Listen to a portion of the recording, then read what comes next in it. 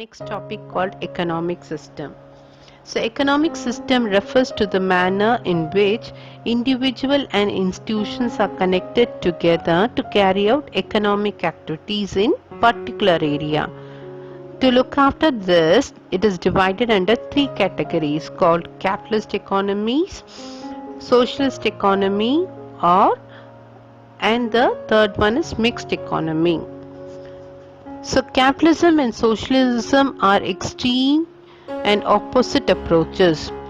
Capitalism, it is dealt in totally freedom and private ownership of the means of production, which is a private enterprises, and socialism, there is no freedom for private sector and the public ownership of means of production.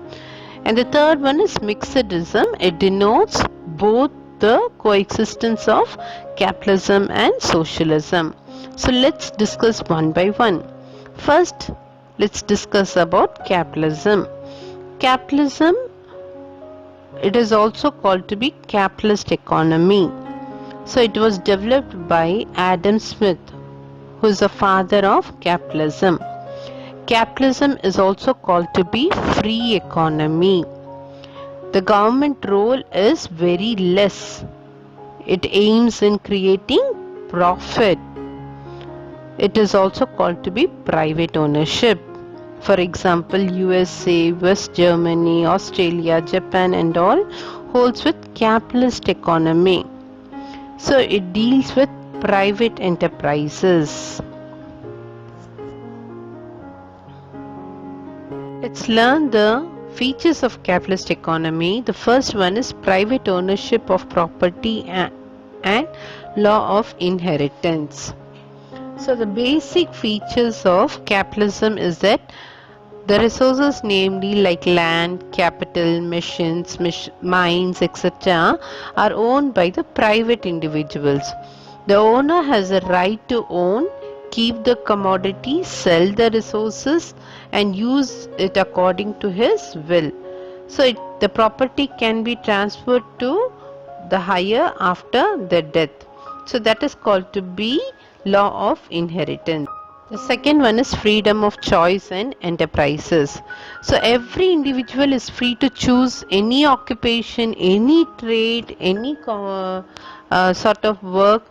So consumer are free to buy the commodity, sell the commodity according to their choice. Now as we know that the third point is profit motive. Profit is one of the basic economic activity of capitalist economy. Every individual or an organization produces only those goods which ensures high profit. So like advanced technology, division of labor, specializations are also followed.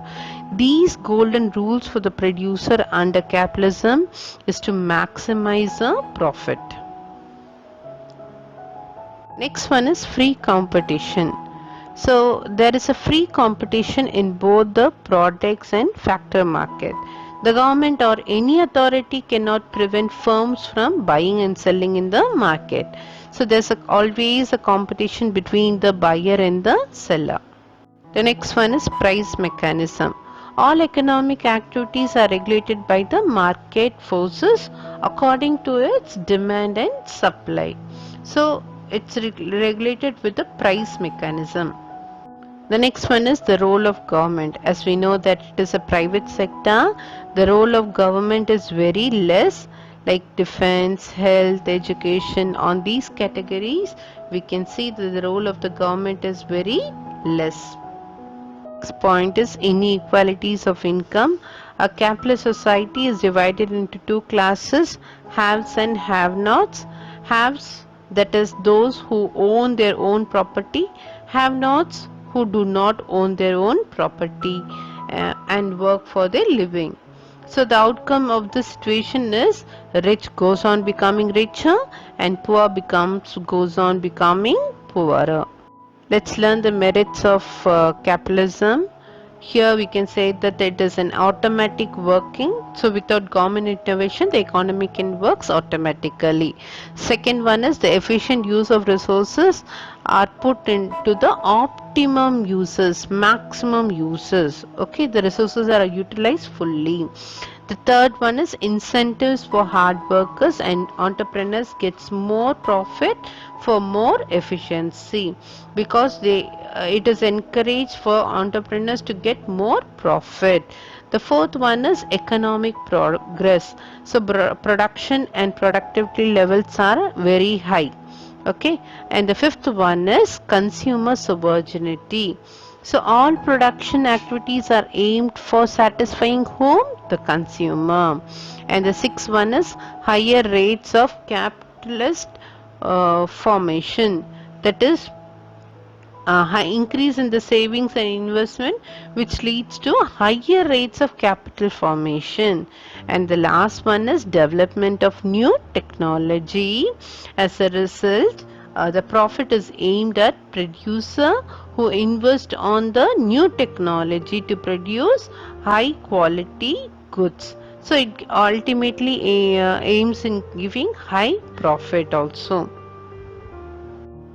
Let's discuss the demerits of capitalism. So first one is concentration of wealth and income. So only capitalism causes concentration of wealth and income in few hands. So it increases inequality of income. Next one is wastage of resources. Large amount of resources are wasted on competitive advertising, like duplications of product, etc. The third one is class struggle.